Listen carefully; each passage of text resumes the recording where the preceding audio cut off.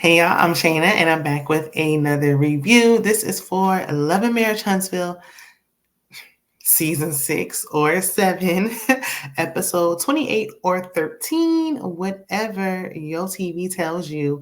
Now, I know I was thinking about axing Love and Marriage Huntsville, but we're going to see this season all the way through. So join me along for this ride.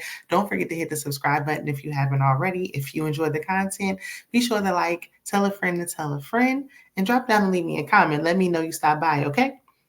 So we pick up with the double date that should have ended last week, but okay. And we see Stormi storming off to take a phone call, and I hear her phone ring, but I digress. So Tisha had the nerve to say, how you going to invite us on date night and then leave? Girl, you was an hour and a half late. You know where you can go, okay? Anyway, Stormi said that she was already over this when her and Tisha last met. And Tisha was like, oh, that's good to know. I didn't know that. But now that I know, I know. I do like Stormi, but I think the way she's presenting right now and all the backlash she's receiving, I think it might be best for her to leave the show. Like, she don't really need to be on here. I don't think it's helping her business. I think she's fine without it, okay? Honestly, that's my opinion. Y'all let me know y'all's in the comments. So, unfortunately, we have a scene with Kimmy and Maurice and a sex therapist. Oh, my Lord, my Lord, my Lord. Why are you not hearing my cries? every week, I gotta hear about her libido every week. But okay, let's just get into it. The therapist and me, she initially splits them up so she can talk to them separate, and then she'll bring them together. So we hear the same redundant conversation of her libido, chemo, him blaming her mental on why she doesn't want to sleep with him, and him being an insensitive a-hole. It's been said already, but I'm gonna just reiterate. Kimmy, you don't want to sleep with that man because he's horrible. He's a terrible trash husband, in my opinion, and that's probably why you don't want to lay down with him. I mean, who would? I mean, I wouldn't have married him, but that's just me. Anyway, Kimmy said her love language, she's like, they need quality time. And the therapist is like, is that your love language? And she's like, no, actually acts of service are. That's why when I married, I got with him and I waited almost a decade to marry him because I had to wait for him to divorce his ex-wife. No shade. I realized, I'm a single mom. I'm sitting here doing all this back-breaking labor myself. I need a man to come in and help. And I was hoodwinked and led astray and deceived into thinking that was him. But no, it ain't. Anyway, so the therapist asked Kimmy if she thinks that Maurice is insensitive to her situation with the chemo and everything. And he is. We know he is. But she's going to excuse it away like she always do. Kimmy is such a pick-me. It's a shame. Like, I hate it for her. Like, girl, she's going outside. She's down bad, okay? Moving on, the Fletchers invite the entire cast to a restaurant. They provide pilgrim hats for them. I don't know. These are supposed to be cowboy hats, but this is looking like the first Thanksgiving dinner. Anyway, they tell them they're going to Houston. I'm thinking they about to, get flued out and go somewhere, but Houston's fine. I want to go to Houston. Okay. So they apparently weren't told that the Whitlows quit the show, but all right. Kimmy with the mess yells in front of everyone because they was like, we're going to Houston, and then they was like, Stormi and Courtney, y'all don't look happy. Their face was tore up. And Kimmy was like, but y'all good, right? Like, you and the Scotts 1.0, y'all all good. Didn't y'all just meet the other day? Kimmy, always good for trying to get some mess started. Kimmy pulls Stormi to the side, and she basically feels a way about Tisha's lack of accountability with that whole stealing her policy and blaming everybody else situation. Tisha still won't own what she did and the part she played in it, because girl, it was, girl, anyway. So she's talking to Nell and Mel, and they like, yeah, I would have fired them. Ain't no way I would have let that happen. It just doesn't make sense. And out of all the policies to steal, why was it Canvas Beauties? I don't know. It just something in the milk ain't clean. But anyway, in her confessional, Kimmy said Marceau is a gaslighter. That he is, in our opinion. But she said the same can be said about Stormi. She also added that Stormi is passive aggressive and conditioned but can't take it. And well, I can definitely see that. I can't deny. I see what she's saying there. So the guys are chatting amongst themselves. They seem like they fine when their wives ain't around. And they were like, the trip is gonna be so much fun as long as these wives ain't nowhere to be found. Get rid of these ladies. And Martell was like, well, I don't got no women, so y'all must be talking to yourselves. And I thought it was either Maurice. Somebody was like, so no imports. We need to be asking Marcel about that allegedly while he over there. Where was he at? Colombia? Well, I don't know. Y'all remind me where he went in the comments. But yeah, anyway. And then that's all alleged. Okay. I don't know what we don't want. I'm just saying. So Chris was like, well, not only do you not have a woman, but she also don't got your name no more. And I was like, dang, ouch. Wow, Chris, was that necessary? Okay. They said the Whitlows can go. Okay. The Fletcher's gonna come in hot. But Martell was like, yeah, I mean, that's how it should be. I mean, we divorced, so it's fine.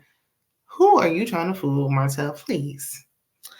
And Maurice was like, well, not so fast. You was hope this and hope that and team hopes. And as bitter as he was about her changing her name and feeling like that was the last nail in the coffin and all that, don't be acting like, oh, that's just how it should be. That's not how you want it to be. And that's fine. Like, just own it. And Chris mentioned the name change ceremony, and it was like, wait, she had a whole ceremony for this? And Martell was like, yeah, he's supporting that dumb ish. I thought you said that's how it should be. Okay, anyway, why do you care what she does? If she wants to celebrate letting your name go, can anyone blame her? So Nell gets on the bull, and it was two other ladies on there with her. I think they were employees.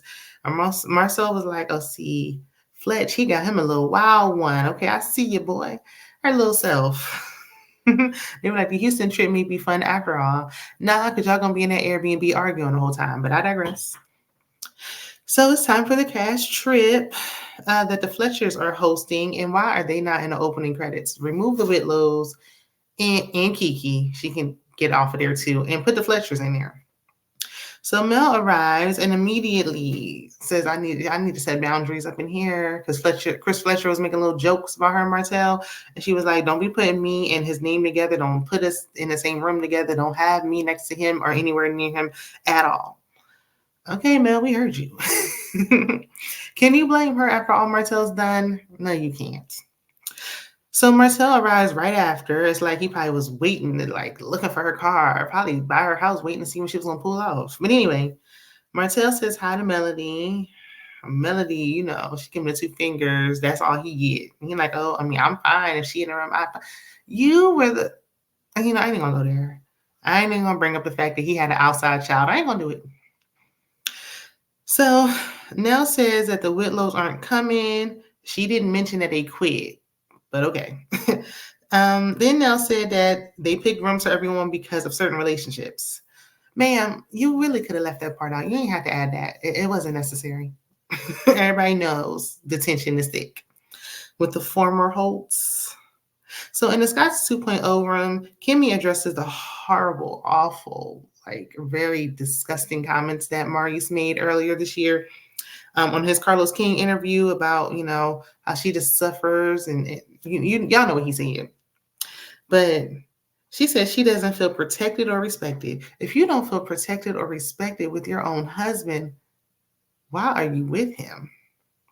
And don't act like, oh, he just did this the first time. Well, he normally don't be doing nothing, but now I can't believe this time he did this. He been trash, girl. I'm just okay. And see, I had said this on my sister's review. Y'all watch Charlotte Perry Sisters. That's why you can't get. Kimmy said that he wasn't with his ex-wife, but there was some overlap. I'm just gonna keep it real, and y'all might want to tussle me in the comments, and it's fine.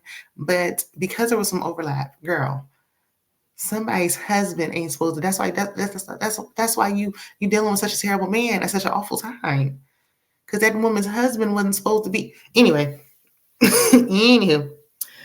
But they role play. That's their homework they got from the therapist. And they did a little role playing. Well, she gotta sit on his lap and they gotta talk. That's their homework. But they also did a little role play because she like, now you gotta apologize to my mama and my whole family. The first person he need to be apologizing to is her son Jalen. Because he's grown and he heard what he had to say. And she was like, yeah, my mama don't play that. You more worried about your mama not playing that than you. He need to be apologizing and righting his wrongs with you first. You're his wife that's sitting there suffering. But I mean, they did that. They kissed. She's satisfied with just like literal crumbs. Ooh, child, the things that some of y'all put up with just to say y'all have a man. Oof. But at least she got a man though. So Tisha talks to Marcel in their room, and she mentions Tiff in a postpartum situation and seeing how cute baby Ace is. And he was like, okay, I don't even care about the kids I got with you. So I don't want to care. I don't want to hear about baby Ace, but go off. So then she mentions the pregnancy test that she took that I'm sure he was already in on prior to this trip, but whatever. Marcel is implying that she may have stepped out on him. He's like, how are you going to be pregnant? I'm snipped. And she's like, but it's not 100%. Like, if you just do a little research on Google, you can find out that it's not 100%. He said that he will require a blood test. And they both speak on who would leave. And she's like, okay. And right after the results came back, I would leave you. And he was like, no, I would leave first. Neither one of y'all leaving yet. But I will say, aside, I think when all them kids is grown, I would not be surprised if Marcel left. And I ain't speaking it. I just wouldn't be surprised. Tisha says she feels disrespected. This conversation ain't going like she thought it would go. How did you think it was going to go, girl? Like, be for real. Be for real. How did you think it was going to go? Anyway, that's where the episode ends. Now, next week looks like it's going to finally start to pick up and get good. So meet me back here next week. Martell got his ring back on. Melody said that she never had felt a climax with the man she had 4 children with. Girl, I see why you let his name go. Ooh, child. Anyway, we'll talk about it next week. Drop down in the comments, and I will see you in the next one. Bye.